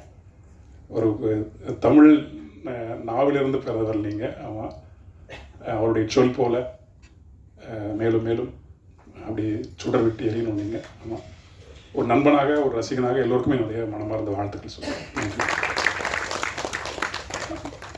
அந்த சுசீந்திரனோட படம் போஸ்ட்டும் ஆனால் பெரிய ஸ்டார்லாம் அதில் இருக்கிற மாதிரி இருக்கு. ஆனால் இவர் சொன்னதெல்லாம் புதுமுகம் இருக்குன்னு உள்ளே வந்ததுக்கு அப்புறம் தான் இந்த போஸ்ட்டை பார்த்தா அது 2K ஹார்ட், இது ஒரு படம், அது ஒரு தனியாக ஒரு படம் இருக்குது. இந்த புதுமுகங்கள் வைத்து எடுப்பதில் வந்து அதுக்கு நிச்சயமாக வந்து ரிஸ்க் எடுக்கணும். அந்த ரிஸ்க்கை வந்து ஒவ்வொரு முறையும் திரு நண்பர் சக்திவேல் அவர்களுடைய குடும்பம் எடுத்திருக்கிறது என்பதனால அந்த குடும்பத்துக்கிட்ட இருக்கக்கூடிய அந்த கலை ஆர்வம், அதாவது ஒரு படத்துலேயே வந்து போயிடுவாங்க, போதும்ப்பா ஏதோ ஒரு ஆசைக்கோ. ஏன்னா என்னுடைய நண்பர்கள் பல பேர் ஒரே ஒரு படம் ஆசைக்காக எடுத்துகிட்டு இது வாழ்க்கையில் அதுவும் ஒரு அது ஒன்றாவது விசிட்டிங் கார்டில் அந்த ஒரு படம் எடுத்தோன்ற மாதிரி இருக்கணும்னு பண்ணியிருக்கிறவனா இருக்காங்க. அதுக்காக பல லட்சங்கள்லாம் தொலைச்சவர்கள் உண்டு. ஆனால் இந்த குடும்பத்தில் முதல் படம், இரண்டாவது படத்தையும் தொடர்ந்து மூன்றாவது படமும் முழுக்க முழுக்க முழுக்க முழுக்க 100% நீங்கள் போட்டுக்கலாம். புதுமுகங்களை நம்பியே ஒரு படத்தை எடுத்திருக்கிறார்கள் என்றால் இந்த தயாரிப்பாளருக்கு இருக்கக்கூடிய அந்த கட்ஸு, மன உறுதி, அந்த மன உறுதியை நாம் வந்து பாராட்டணும் இல்லையா? அது நிச்சயமாக பாராட்டணும். ஏன்னா எப்படியாவது ஒரு டேர்னிங் பாயிண்ட் நம்முடைய குடும்பத்திற்கோ அல்லது நம்மை சார்ந்தவர்களுக்கோ கிடைக்காதா. அதனால தான் அவர் வந்து அவங்கள கூட சேர்ந்து ட்ராவல் பண்ணுற அத்தனை பேரையும் அடுத்தடுத்த படங்களையும் வாய்ப்பு கொடுத்துட்டே இருக்கார். எனக்கு இன்றைக்கி ரொம்ப மகிழ்ச்சியான ஒரு விஷயம் என்னென்னா, என்னுடைய நண்பர் நம்முடைய பெரியசுடன் அவருடைய மகன் அவர்களை இன்றைக்கு சந்திக்கக்கூடிய பாக்கியம் எனக்கு கிடைச்சிது. அவர் அற்புதமான மனிதர். அவர் வந்து கவிஞர், பாடலாசிரியர் என்பதெல்லாம் விட ரொம்ப மனிதனே உள்ள ஒரு மனிதர். அவர் பேச ஆரம்பித்தார்னா அப்படியே கேட்டுக்கிட்டே இருக்கலாம், அவ்வளோ அருமையான தமிழ். இன்றைக்கு அந்த குடும்பத்திலிருந்து அடுத்த தலைமுறை இன்றைக்கு திரையுலகத்துக்கு வந்திருக்கிறது என்பது நிச்சயமாக அந்த தலைமுறைக்கு வாய்ப்பு கொடுத்ததற்காகவும் இந்த குழுவினருக்கு நன்றி சொல்ல கடமைப்பட்டிருக்கிறேன். சேது மாதவன் வந்து இப்படியெல்லாம் அவரும் ஒரு பாடலாசிரியராக இருப்பான்னு எனக்கு நம்பவே முடியல. எனக்கு அந்த இன்விடேஷன் அனுப்பி உங்களுக்கு இந்த படத்துக்கு என்ன சம்மந்தம்னு கேட்டேன். இல்லை சார், நான் 2 பாட்டு எழுதுகிறது. 2 பாட்டு எழுதிருக்கீங்களா? நீங்கள் மேடையில் கவிதை படிக்கிறதுக்கே யோசிச்சு என்னை கவிதையெல்லாம் கூப்பிடாதீங்க சார், நான் வந்து ஏதாவது ஒரு ஏதாவது கருத்தரங்கத்தில் பேசுகிறேன்னு தான் சொல்லுவார். நாங்கள் கவியரங்கத்துக்கு கூப்பிடும்போது கூட கவிதை வேணாம் சார், நான் கட்டுரை எழுதிடுவேன், இல்லைனா கருத்தரங்கத்தில் எனக்கு போடுங்கன்னுவார். இந்த மனுஷன் எப்படி கவிதை எழுதுவதற்கே யோசிக்கிறவர் எங்கேருந்து அதான் பாட்டு எழுதியிருப்பார்னு பார்த்தேன். நல்லாவே இருந்தது. அந்த முழுக்க முழுக்க தமிழில் ஒரு மேகமேன்று ஆரம்பிக்கிற பாட்டா நல்ல நல்ல வார்த்தைகளை செலக்ட் பண்ணியிருக்கீங்க. நல்ல பேக்ரவுண்டு, நல்ல பின்னணி இசை அதற்காக அந்த பாடலை வந்து ரொம்ப ரசித்து பார்க்கக்கூடிய ஒரு பாடலாக இருக்குது. அந்த பாடல் நன்றாக இருக்கிறது. மற்ற பாடல் ரேப் பாடல்லாம் சொன்னால் நாங்களாம் வந்து எங்களுக்கு பிடிக்கலன்னு சொல்லிடுவீங்க. இந்த நிகழ்ச்சிக்கு இன்னொரு சர்ப்ரைஸ் என்னென்னா, மிகப்பெரிய சர்ப்ரைஸ் வந்து திருப்புகழ் சார் வந்திருக்கிறது தான். எனக்கு நம்பவே முடியல. ஏன்னா அவ்வளவு பிஸியான மனிதர், அவ்வளவு பெரிய போஸ்ட்டில் இருக்கிறவர் எப்படி இந்த நிகழ்ச்சிக்கு வந்தார் அப்படின் போது தான் அப்புறம் ரகசியம் வெளிப்பட்டது சேது மாதவனுடைய நண்பர் என்று. ஆக இது வந்து சினிமா விழான்னு சொல்கிறதை விட நண்பர்களின் நட்பு சங்கமம் என்று சொன்னால் இது பொருத்தமாக இருக்குன்னு நினைக்கிறேன். எங்கே பார்த்தாலுமே ஒருத்தருக்கு ஒருத்தர் தெரிஞ்சவங்களாக இருக்கும். ஒரு சினிமாவினுடைய வெற்றிக்கு அதுதான் முக்கியமான காரணம். ப்ரொமோட் பண்ணுறது வந்து வெளியிலலாம் பெரிய ஆட்கள்லாம் ப்ரொமோட் பண்ண வேண்டாம். ஜல்லிக்கட்டு என்பது யாரும் பெரிய ஆட்கள்லாம் ப்ரொமோட் பண்ணல. ஆரம்பித்த ஜல்லிக்கட்டை வந்து சாதாரண மனிதர்கள் ப்ரொமோட் பண்ண, சாதாரண இளைஞர்கள் ப்ரொமோட் பண்ண, அப்புறமா டிவி கையில் எடுத்துக்கிச்சு. ஆக எந்த ஒரு விஷயத்தையும் தரமான விஷயமாகவோ இல்லை நல்ல விஷயமாக இருந்தால் அதில் பின்னாடி இருக்கிறவங்க பெரிய ஆளாக இருக்கணும், பெரிய நடிகர்களாக இருக்கணும், பெரிய ஸ்டார்ஸ் இருக்கணும், பெரிய பெரிய ஆட்கள் இருக்கணும் அவசியம் இல்லை. சொல்ல வேண்டிய கருத்து நல்ல கருத்தாக இருந்தால் அது ஈஸியாக ரீச் ஆகும். வாழைன்ற படம் அதுக்கெல்லாம் ஒரு உதாரணம். யாருமே அப்படி அந்த படம் வந்தது அப்படின்னும் போது வர்றதுக்கு முன்னாடி யாருக்கும் தெரியல. வந்த பிறகு அந்த படத்தினுடைய டாக் எப்படி இருந்ததுன்னு பாருங்கள். இந்த 2K கிட்ஸை பற்றி பேசணுன்னா இன்றைக்கி இருக்கக்கூடிய உலகம் அப்படி தான். அந்த அவருடைய வேவ் லென்த்து நம்மளால் புரிஞ்சிக்க முடியலன்றதை நம்ம ஒத்துக்கணும். பட் அவங்களுடைய உலகம் எப்படி இருக்குன்றதை இன்றைக்கி அதை அப்படியே ப்ரெசென்ட் பண்ணியிருக்காங்க. ஆக இந்த படத்தினுடைய சக்ஸஸ் வந்து நிச்சயமாக எங்களால் கிடையாது. இந்த படம் ஒரு வேளை இளைஞர்கள் மத்தியில் பரவிடுச்சுன்னா கொரோனா வைரஸ் மாதிரி வேகமாக பரவிடும். அப்புறம் இதனுடைய வெற்றியை யாராலும் தடுக்கவே முடியாது. ஒருவேளை இந்த படம் வெற்றி பெற்றது என்றால் எல்லாருமே இனிமேல் நியூ ஃபேஸஸை வச்சு தான் கொண்டு வருவாங்க. நியூ ஃபேஸஸை வச்சு கொண்டு வரதில் பாருங்கள், அவள் ஒரு தொடர்கதைன்னு ஒரு படம் பாலச்சந்தர் பண்ணார். மிகப்பெரிய ரிஸ்க்கு. அந்த படத்தில் 75% எல்லாருமே புதுமுகம். எல்லாமே யாருனே இது வரைக்கும் திரையிலே பார்த்திருக்காதவர்கள். Black and ஒயிட் படம் வேறு, படமும் கதையும் அந்த கதையினுடைய அந்த பாடல் அந்த இசையை மட்டுமே நம்பி எடுத்தாங்க. அந்த படத்தில் நடித்த ஒவ்வொருத்தரும் பிற்காலத்தில் எவ்வளோ பெரிய ஸ்டாராக ஆனாங்கன்றது உங்கள் எல்லாருக்குமே தெரியும். ஜெய் கணேஷாக இருக்கலாம், சுஜாதாவாக இருக்கலாம், படாபட் ஜெயலட்சுமியாக இருக்கலாம். ஆக இந்த படத்தில் நடித்தவர்களும் நிச்சயமாக அதுபோல் ஆவார்கள். இந்த இயக்குனரும் பாலச்சந்தர் போல பேசப்படுவார் என்று சொல்லி வாய்ப்புக்கு நன்றி தெரிவித்து விடைபெறுகிறேன். அடுத்ததா பாடலாசிரியர் செல்வராஜா அவர்களை சில வார்த்தைகள் பேச அழைக்கிறோம். இந்த நாள் ஒரு இனிய நாள், இந்த நேரம் ஒரு நல்ல நேரம். எப்படி என்று சொன்னால், இந்த 2K ஹார்ட் படத்தின் இசை வெளியீட்டு விழாவிலே திரையுலக ஜாம்பவான்கள் எல்லாம் வந்து வாழ்த்துவதற்காக வந்துள்ளார்கள். அதற்காக தான் அப்படி சொல்கின்றேன். திருப்புகழை பாட பாட வாய் வணக்கம் என்றார்கள். அந்த திருப்புகழை பாடும்போதே வாய் மணக்குது என்றால், இந்த படத்தை வாழ்த்துவதற்காக ஐஏஎஸ் திருப்புகழ் அவர்களே வந்துள்ளார்கள் என்றால் அதை எப்படித்தான் பாராட்டுவது? அதே போல எம்ஜிஆர் பயிற்சி பட்டறையில் சிலம்ப பயிற்சி பெற்று இன்று ஸ்டண்டில் வெற்றி கொடி நாட்டி இன்று நடமாடும் கம்ப்யூட்டர் சித்தராக வாழ்ந்து கொண்டிருக்கும் நமது அண்ணன் சித்தர் ஜாக்குவார் தங்கம் அவர்களே வாழ்த்து வந்துள்ளார்கள் என்றால் இதை எப்படி பாராட்டுவது? அதே சமயத்தில் தாய் பத்திரிகையின் ஆசிரியர்,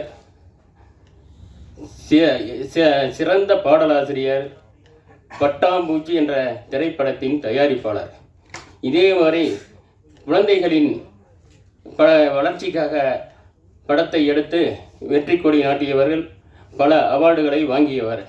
அப்படிப்பட்ட ராசி அழகப்பனே வந்துள்ளார்கள் என்றால் இதை எப்படி பாராட்டுவது? அதே நேரத்தில் இங்கே உரத்த சிந்தனை என்ற பத்திரிகையை கடந்த 20 ஆண்டுகளுக்கு மேலாக நடத்தி வாசகர்களின் இதயத்தை கவர்ந்த நமது உதயம் ராம் அவர்கள் பாராட்ட வந்துள்ளார்கள். அவரை பாராட்ட வேண்டும், வணங்க வேண்டும். இப்படி எல்லோரும் வந்து இந்த படத்தை பாராட்டும் போது, வாழ்த்தும் போது, கண்டிப்பாக இந்த படம் 2K அல்ல, இன்னும் 2000 வருடம் கழித்து 4K போதும் சிறப்பாக பாராட்டப்படும் என்று இந்த நேரத்திலே கூறிக்கொள்கிறேன். இந்த நேரத்திலே இந்த படத்தை தயாரித்த நவீன் அவர்களை நாம் பாராட்டியே ஆக வேண்டும். அவரது தந்தையின் ஆசைக்கிணங்க 2 படத்தை எடுத்து வியாபார ரீதியாக வெற்றி பெறாவிட்டாலும் பல விருதுகளை வென்ற திருப்தியோடு இப்போது 3வது படத்தை எடுத்துள்ளார்கள். அதே சமயத்தில் இந்த படத்தின் கதை வசனத்தை மதிப்புக்கும் மரியாதைக்கும் உரிய கதை வசனகர்த்தா நமது சக்திவேல் சார், இப்போ பேர் என்ன, பர்வதன் என்று மாற்றியுள்ளார்கள்.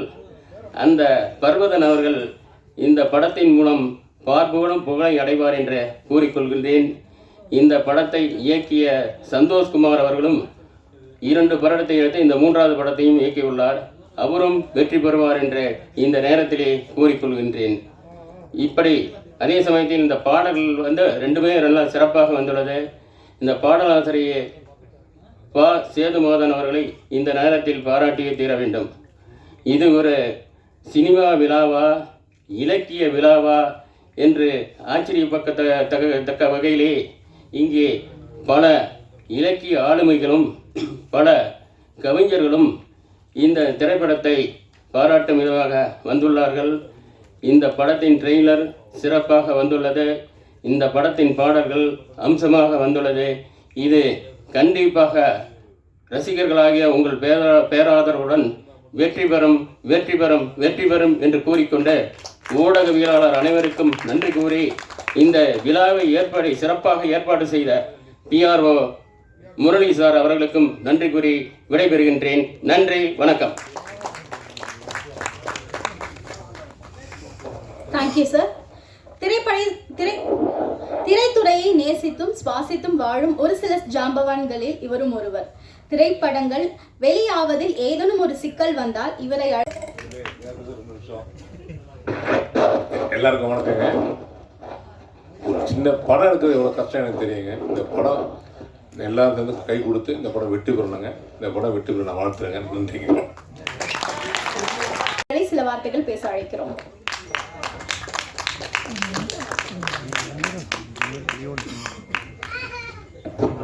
வணக்கம்.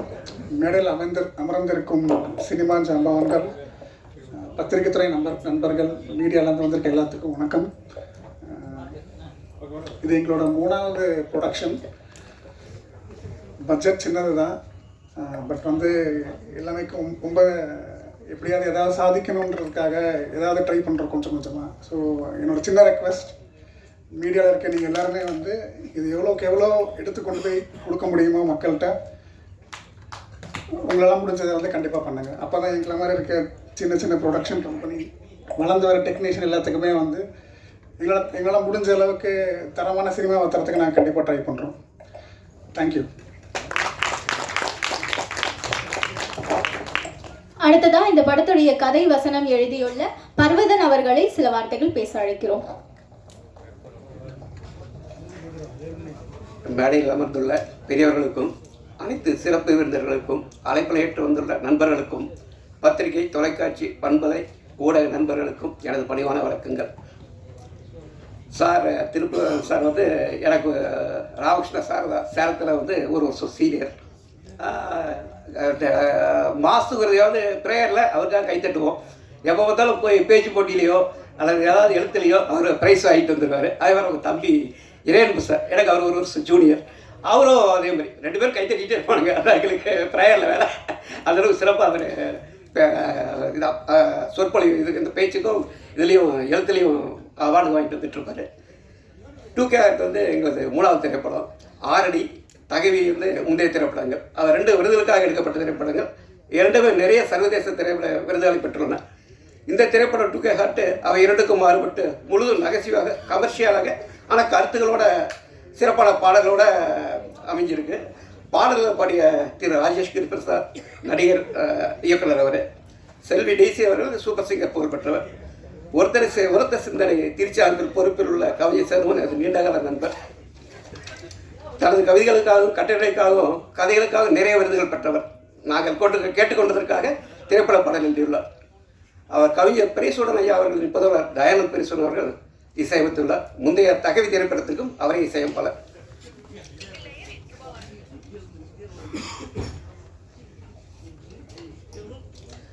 மூன்று திரைப்படங்களுக்கும் கதை வசனம் நான் எழுதுகிறப்ப எடிட்டிங் மற்றும் இயக்கம் சந்தோஷ்குமார் பார்த்துக்க.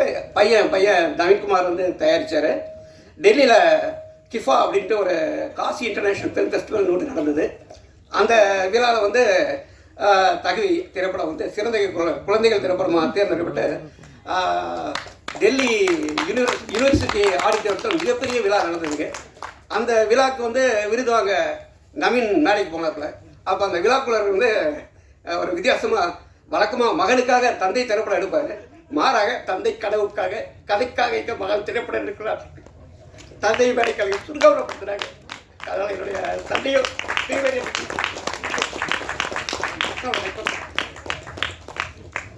திரைப்படம் சிறுவர்கள், இளைஞர்கள், பெரியவர்கள் என அனைவரும் ரசிக்கும் வகையில் நகைச்சுவையாக அமைந்துள்ளது. பாடல்களும் திரைப்படமும் வெற்றி பெற உங்களுடைய ஆதரித்தன்படி கேட்டுக்கொள்கிறேன். வரி தந்தை சிறப்பித்த அனைத்து நண்பர்களுக்கு மனமான நன்றி.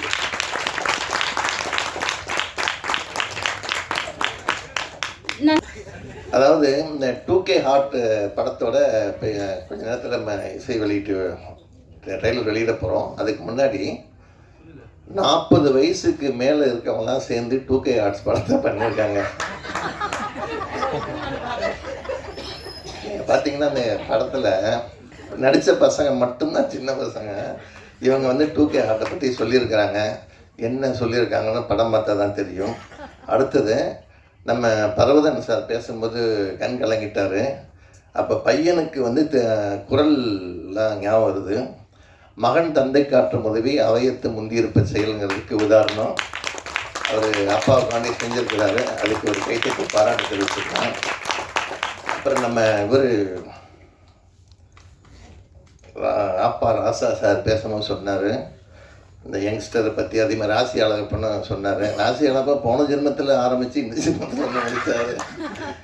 ஏன்னா அவர் அவ்வளோ ஓல்ட் ஆகிட்டார் போல இருக்கு. என்னால் முடியலங்கிறாரு. அவர் மனசு நொந்து சொல்கிறாரா வெந்து சொல்கிறாரான்னு தெரியல. அப்போ அவர் ராசா சொல்லும் போது சொன்னார் இது மாதிரி நடந்துட்டுருக்குன்னாரு. அது உண்மைதான்.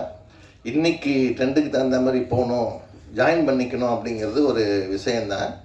பொதுவாக பசங்களுக்கு அப்பா மக்கள் இப்போல்லாம் அட்வைஸ் சொல்லக்கூடாது. சொன்னால் அது கேட்குற பக்குவத்தில் பசங்க இல்லை. ஆனால் அவங்க கூட நம்ம ட்ராவல் பண்ண வேண்டியிருக்குது. உதாரணத்துக்கு நான் ஒரு பில்டர்கிட்ட பேசிட்டு இருக்கும்போது சொன்னார். நான் சொன்னேன் இது மாதிரி ஏரி குளம் எல்லாத்தையும் பண்ணிவிட்டு வீடை கட்டி கொடுத்துட்றீங்களே, நான் அப்புறம் அந்த இடத்துல தான் தண்ணி வருது, அப்புறம் வீட்டுக்குள்ளே தண்ணி வந்துருச்சுன்னு பின்னாடி எல்லாம் கவலைப்படுறோமே, ஏன் அதை நீங்கள் அவாய்ட் பண்ணக்கூடாதா அப்படின்னு கேட்டதுக்கு நீங்கள் எந்த உலகத்தில் இருக்கீங்கன்னு கேட்டார் அவர். என்னென்னா இங்கே வந்து வீடு கட்டுறோம், என்னை இடையில வசிக்கிறதுக்கு கொடுத்துட்றோம், 6 மாதம் 1 வருஷத்துக்கு வேஸ்ட்டில் போய் ஆராய்ச்சி பண்ணிட்டு வர்றாங்களே, அவங்க எந்த சோறு தண்ணியெல்லாம் பார்க்குறாங்க, விவசாயத்தை நம்பியாக இருக்கிறாங்க, அடுத்து வர தலைமுறை இதுக்கு எதாவது புதுசாக கண்டுபிடிச்சிக்குவான் அப்படின்ட்டு அட்வான்ஸு திங்கிங்கில் ஏரி குளத்தை அழிச்சிட்ருக்காங்க. ஒரு பில்டர் சொன்னது. அப்புறம் வந்து இந்த 150 வருஷம் கழித்து வாரிசுலாம் இருக்காது அப்படின்லாம் சொன்னாங்க. அதுக்கு நான் ஒரு ஷார்ட் ஃபிலிம் பார்த்தேன், அதை மட்டும் சொல்லிடுறேன். ஒருத்தர் பொண்ணு பார்க்க வர்றாங்க வீட்டுக்குள்ளே. அந்த பொண்ணு உட்காந்துருக்குது, மாப்பிள்ளை வீட்டுக்காரன் உட்காந்துருக்குறான். சில கண்டிஷன்ஸ் எல்லாம் போடும்போது எனக்கு ஒன்றும் இல்லை, மணிக்கு ஓகேன்னா நான் ஓகே அப்படிங்கிறாங்க அந்த அம்மா. எந்த கேள்வி கேட்டாலும் அதை சொல்லிகிட்டே இருக்காங்க. ஒன்று வந்தால் பையனோட அப்பா அம்மா கேட்குறாங்க, இந்த மணிங்கிறது யாருங்க, எதுக்கு எடுத்தாலும் மணியை கேட்டு சொல்கிறேங்கிறாங்களே. எனக்கு மணி தான் என்னோட முதல் புருஷன் அப்படிங்குது. ஸோ இனி போகிற காலத்தில் பெண் சிசு கொலையை வந்து இப்போ எல்லாம் ஓரளவு அவேர்னஸ் வந்துருச்சு. இந்த மாதிரி போச்சுன்னா முதல்ல வந்து பெண்களே இருக்காது அப்படிங்கிற ஒரு நிலைமை வந்தது. ஆனால் பீஸா பர்கர் வந்த காலத்தில் இன்னும் குழந்தைங்களே பிறக்காதுங்கிற நிலைமை போயிட்டுருக்குது. ஸோ இதெல்லாம் வந்து அவேர்னஸ், இதெல்லாம் வந்து அரசாங்கங்களும் அந்த சோசியல் மீடியாவில் இருக்கிற சிந்தனைவாதிகளும் நல்ல சமூக ஆர்வலர்களும் இதுக்கான வழிகாட்டணும். இதெல்லாம் எப்படி அடுத்து கொண்டு போகிறதுன்ட்டு. படங்களில் அட்வைஸ் சொன்னாலும் பார்க்க மாட்டேங்கிறாங்க. டீச்சர் வந்து ஸ்டூடெண்ட் சொன்னாலும் பசங்க கேட்க மாட்டேங்கிறாங்க. அப்பா அம்மா சொன்னாலும் கேட்க மாட்டேங்கிறாங்க.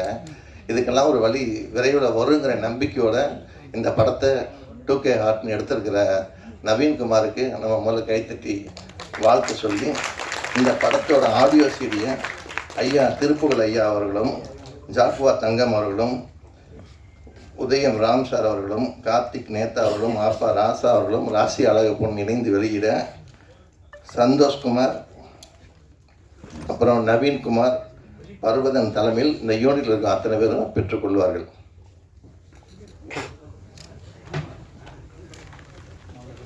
என்று என்னை நீங்கள் கட்டாயப்படுத்தக்கூடாது. நான் விழாவுக்கு வருவேன், அந்த வெளியிடுகிறேன், ஆனால் நான் பேச மாட்டேன் என்று சொன்னேன். ஆனால் உங்களுடைய விருப்பத்திற்கு இணங்க நான் இங்கே பேசுவதற்கு வந்திருக்கின்றேன். கல்லூரியிலே நான் படித்த பொழுது நிறைய திரைப்படங்கள் பார்ப்பேன். கிட்டத்தட்ட 150-200 படங்கள் ஒரு வருடத்தில் பார்த்த காலம் எல்லாம் இருக்கிறது. ஒரு முறை காலை மார்னிங் ஷோ, காலை காட்சி, மேட்னி, ஃபர்ஸ்ட் ஷோ 3ம் பார்த்துவிட்டு 9-9:30 மணிக்கு ஹாஸ்டலுக்கு வந்தேன். அந்த 3 திரைப்படத்திலும் வி கோபாலகிருஷ்ணன் அவர்கள் இன்ஸ்பெக்டராக நடித்திருந்தார். மறுநாள் காலையில் எந்த படத்தில் அவர் வந்தார், எந்த படம் பார்த்தேன் என்று எனக்கு மறந்து போய்விட்டது.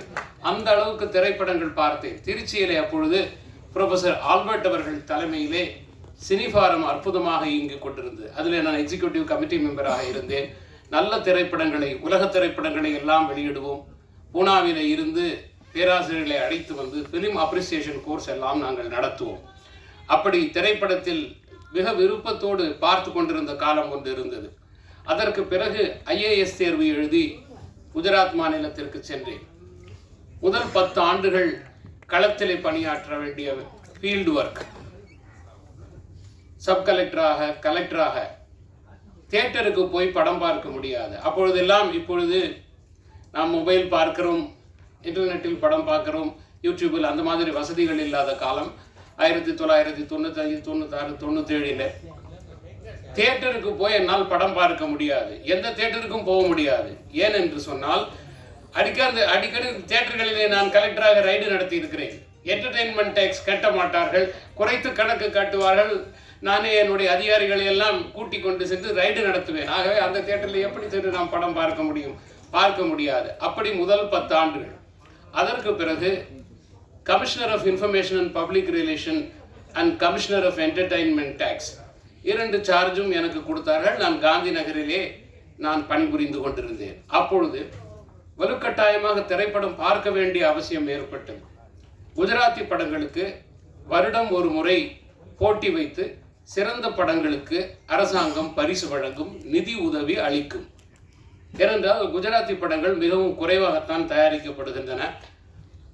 பாலிவுட்டின் தாக்கம் அங்கே அதிகமாக இருக்கின்ற காரணத்தினாலே குஜராத்தி மொழி படங்களை ஊக்குவிக்க வேண்டும் என்று அப்படி அவர்கள் அவார்டும் கொடுப்பார்கள், பண உதவியும் செய்வார்கள். அந்த குழுவிலே குஜராத்தி படங்களில் நடிக்கிற நடிகர்கள் இருப்பார்கள். இந்தி படங்களிலும் குஜராத்தி படங்களிலும் நடித்துக் கொண்டிருந்த நடிகர்கள் இருப்பார்கள். பல நடிகர்கள், குஜராத்தி நடிகர்கள் இந்தி படங்களிலே நடித்து புகழ் பெற்றவர்கள் இருந்திருக்கிறார்கள். அவர்கள் இருப்பார்கள். அந்த குழுவிலே நானும் இருந்தேன். ஏனென்றால் எனக்கு கீழே தான் அந்த குழுவே அமைக்கப்பட்டது. வருடத்திற்கு ஒரு முறை குறைந்தது 50-60 படங்கள் பார்க்க வேண்டும். ஒரு தியேட்டர் ஒன்றை புக் செய்து அந்த குழுவில் நாங்கள் ஒரு 20 பேர் அமர்ந்து காலையிலிருந்து மாலை வரை திரைப்படங்கள் பார்த்து கொண்டே இருப்போம். ஒரு 50-60 படம் ஒரு வாரத்தில் பார்த்தால் அடுத்த வருடம் வரை படத்தை திரும்பி பார்க்கவே மனசு தோணாது. அதுவும் வேறு மொழி படம், குஜராத்தி மொழி படம். குஜராத்தி நன்றாக எனக்கு தெரியும், பேசுவேன், எழுதுவேன். இருந்தாலும் கூட அதற்கு பிறகு இந்த என்டர்டெயின்மெண்ட் டேக்ஸ் சார்ஜ் என்னிடம் இருந்தது. வரி விலக்கு கொடுப்பதற்காக விண்ணப்பம் வரும். அந்த படங்களை கண்டிப்பாக பார்த்து அதற்கும் ஒரு குழு இருந்தது. இந்த படம் சமுதாயத்திற்கு உதவுகின்ற கருத்துக்களை சொல்கிறது, எனவே வரி விலக்கு கொடுக்கலாம் என்று சர்டிபிகேட் கொடுக்க வேண்டும், அதற்காகவும் பார்த்தேன். இப்படி தொடர்ந்து நிறைய படங்கள் பார்த்த 10 ஆண்டுகள். அதற்கு பிறகு பேரிடர் மேலாண்மையிலே நான் வந்த பிறகு சினிமா பார்க்கவே முடியாமல் போய்விட்டது. இந்திய அளவிலே ஏதாவது ஒரு இடத்துல பேரிடர் நிகழ்ந்து கொண்டே இருக்கும். திரைப்படத்தில் சென்றால் 10 முறை டெலிஃபோனில் அங்கே ஃபயர், இங்கே விபத்து, அங்கே வெள்ளம், அங்கே பூகம்பம், இங்கே புயல் என்று செய்தி வந்து கொண்டே இருக்கும். திரைப்படம் பார்க்கவே முடியாது. எழுந்து நாம் போவதும் வருவதும், கைபேசியிலே பேசுவதும் மற்றவர்களுக்கு இடையூறாக இருக்கின்ற காரணத்தினாலே திரைப்படம் பார்ப்பதையே விட்டுவிட்டேன். அப்படி விட்டு இன்றைக்கு 15 வருடங்கள் இருக்கும் என்று நினைக்கிறேன். இனிமேல் பார்க்க வேண்டும். இந்த படத்தை கண்டிப்பாக பார்ப்பேன். இங்க இருக்கிற அனைத்து நண்பர்களுக்காக நான் பார்ப்பேன் என்று நினைக்கின்றேன். திரைப்படங்கள் ஒரு வகையிலே காலத்தை பிரதிபலிக்கின்றன. கிட்டத்தட்ட 100 வருட காலமாக உலகம் எப்படி மாறி இருக்கிறது என்று தெரிந்து கொள்ள வேண்டும் என்று சொன்னால் திரைப்படங்களை பார்த்தாலே காலம் எப்படி மாறி இருக்கிறது, மனிதர்கள் சிந்தனை எப்படி மாறி இருக்கிறது, வாழ்க்கை முறை எப்படி மாறி இருக்கிறது என்பது நமக்கு தெரிந்துவிடும். ஆகவே எந்த ஒரு திரைப்படமாக இருந்தாலும் அந்த பீரியட்ஸ் படம் அதை நாம் விட்டுவிடுவோம். சமூக படங்களாக இருந்தால் எந்த காலத்தில் அந்த படம் எடுக்கப்படுகிறதோ அந்த சமூக சூழலை கண்டிப்பாக அது பிரதிபலிக்கும்.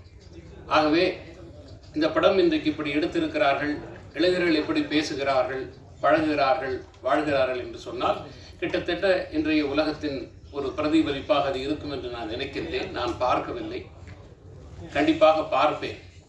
இந்த அரிய முயற்சியை செய்த என்னுடைய நண்பர் திரு சக்திவேல் அவர்களுக்கும், இதிலே சேலத்தைச் சேர்ந்தவர்கள் நிறைய பேர் இந்த படத்திலே பங்கேற்றிருக்கிறார்கள், அவர்களுக்கும் என்னுடைய வாழ்த்துக்களை தெரிவித்துக் கொள்கிறேன். நண்பர் சேது மாதவனுக்கு இந்த அரிய வாய்ப்பை கொடுத்ததற்கு அவருக்கும் நன்றி கூறுகிறேன்.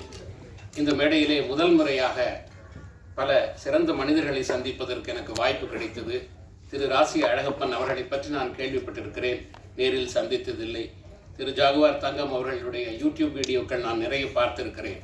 நம்மால் சண்டை தான் போட முடியாது, போடுகிற ஒரு வீடியோவையாவது பார்ப்போமே என்று நிறைய வீடியோக்கள் நான் பார்த்திருக்கின்றேன்.